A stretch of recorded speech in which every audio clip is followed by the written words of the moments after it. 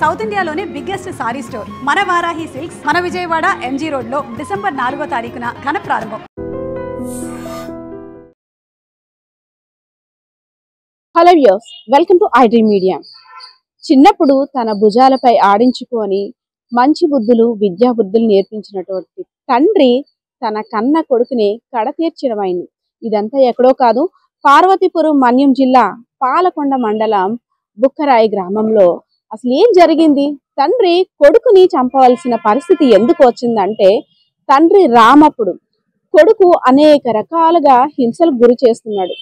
ఇవన్నీ చూసిన తర్వాత పనికి మాలిన తగువులన్నీ తీసుకొస్తున్నాడు. మద్యం సేవించి ఒకటి కాదు రెండు కాదు ఎన్నిసార్లు చెప్పినా తన వైనం మార్చుకోవటం లేదు.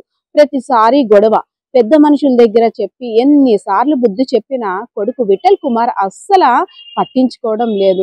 నలుగురితో గొడవలకు పడ్డం, అదే విధంగా వచ్చిన భార్యలను కూడా వేధించడం, దాంతో పాటు 4 వివాహాలు చేసుకున్నాడు. ఇదంతా చూసిన తండ్రి, వచ్చిన ప్రతి భార్యని నువ్వు ఇలానే హింసలకు గురి చేస్తున్నావు, ప్రతి దిక్కర కూడా గొడవలు ఆడుతున్నావు, తాగిన మైకంలో నువ్వేం చేస్తున్నావు కూడా విచక్షణ రహితంగా నువ్వు కోల్పోతున్నావు, అసలు జ్ఞానాన్ని లేనట్టు ప్రవర్తిస్తున్నావు, మృగంలా మారిపోయావు, అసలు ఎందుకు ఇలా జరుగుతుందంటూ అనేక సార్లు ఇద్దరు తండ్రి కొడుకులు, ఎవరైతే తండ్రి రామప్పుడు అదే విధంగా కొడుకు విఠల్ కుమార్ ఉన్నారో ఇద్దరు కూడా అనేక సార్లు ఘర్షణ పడ్డారు. సో కొడుకు వికృత చేష్టల్ని ఆగడాలని చూసిన ఆ తండ్రి ఇంకా ఎలా అయినా నా కొడుకుని చంపితే గాని నాకు మనశ్శాంతి ఉండదని ఎవరైతే రామప్పుడు ఉన్నారో నిర్ణయించుకున్నాడు. సో విఠల్ కుమార్ ఆర్టీసీ డ్రైవర్ గా విధులు నిర్వహిస్తున్నాడు. ప్లాన్ కోసం ఎన్నో రోజులు బట్టి ఎలా అయినా సరే కొడుకుని చంపాలని ప్లాన్ చేసుకున్నాడు. ఎవరైతే విఠల్ కుమార్ భార్య కరుణ ఉందో శ్రీకాకుళం జిల్లాకి కన్నవారింటికి వెళ్ళింది.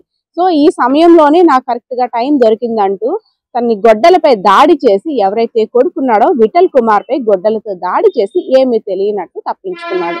అప్పటికి ఎవరైతే కరుణ ఉందో ఇంటికి వచ్చి చూసేసరికి భర్త వికృత జీవిగా పడి ఉన్నాడు. అదే విధంగా రక్తపు మడుగుల్లో కూడా ఉన్నాడు.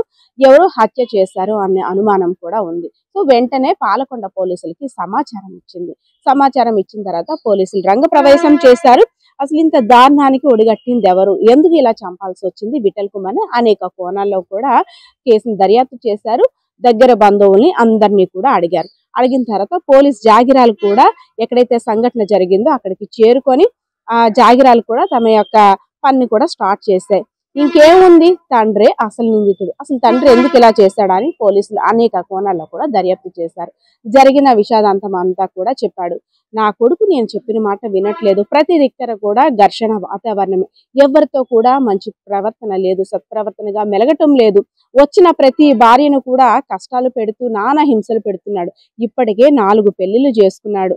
తన భార్యతో కూడా ఏదో తగు ఉంది. సో నాతో మొరపెట్టుకొని ఆమె ఆ కన్నవారింటికి వెళ్ళిపోయింది. ఇలాంటి కొడుకు ఉంటే ఏంటి లేకపోతే ఏంటి అంటూ నేను ఇంత దారుణం చేయవలసి వచ్చింది.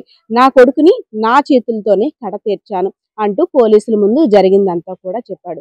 సో పోలీసులు ఎవరైతే తండ్రి రామప్పుడు ఉన్నాడో అదుపులోకి తీసుకొని కేసు విచారణ అంతా కూడా బయట పెట్టారు. ఇదంతా చూసిన తర్వాత అంటే క్షణికావేశంలో కొడుకుపై ఉన్న కోపాన్ని కంట్రోల్ చేసుకోలేక ఆ తండ్రి తీసుకున్న నిర్ణయం ఎంతటి దారుణానికి ఒడిగట్టిందో ఆ సంఘటన చూస్తే అర్థమవుతుంది.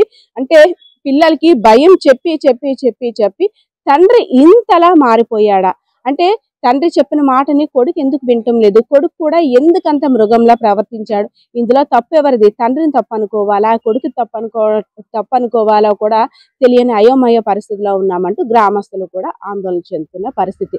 ఏదైతేనే సంఘటన జరిగిన తర్వాత పాలకొండ మండలం అంతా కూడా ఒక్కసారిగా అవాక్కైన పరిస్థితి, గందరగోళ పరిస్థితి. ఎందుకంటే హత్య జరిగిందంట, విఠల్ కుమార్ ని ఎవరో హత్య చేశారంట, మంచం దగ్గర గొడ్డల్ని వదిలేసి వెళ్ళిపోయారంట.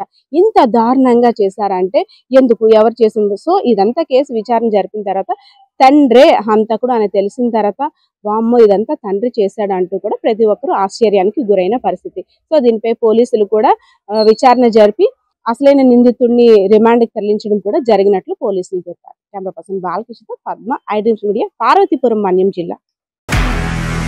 నిజంగా ప్రస్తుతం ఉన్నటువంటి సమాజం దేనికి ప్రయారిటీ ఇస్తుంది? ఆర్థిక సంబంధాల చుట్టూ మాత్రమే తిరుగుతుంది. మళ్ళీ ఎన్నికలంగానే చాలా విరక్తి కలుగుతుంది. మంచి అనిపిస్తుంది కదా, లేడీస్ కూడా ఛాలెంజింగ్ జాబ్స్ చేసినప్పుడు చాలా బాగుంటది. ట్రాఫిక్ అసిస్టెంట్స్ గా నియమించిన ట్రాన్స్జెండర్ ఫ్యామిలీతో సాల్యూట్ చేయించుకుంటున్నారు. ఫుడ్ డెలివరీ ఇవ్వటానికి వెళ్ళినటువంటి డెలివరీ బాయ్ అనిల్ పై కళ్ళ ముందు